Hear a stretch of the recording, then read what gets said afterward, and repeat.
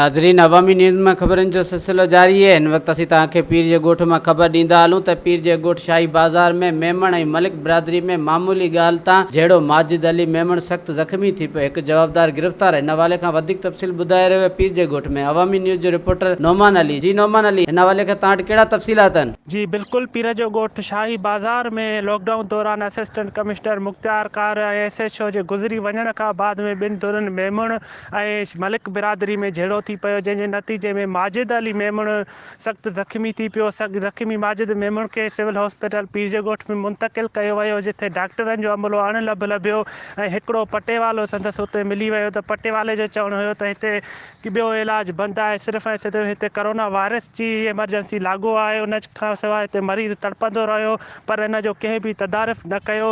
जेके जवाबदार आहिनि उन्हनि ते पुलिस NC दाख़िल करे उन ते हिकिड़ो जवाबदार गिरफ़्तार करे वरितो आहे। वधीक ख़बरनि ऐं तफ़सील जे लाइ विज़िट कयो असांजी वेबसाइट awamiNewsHD.com ऐं ॾिसंदा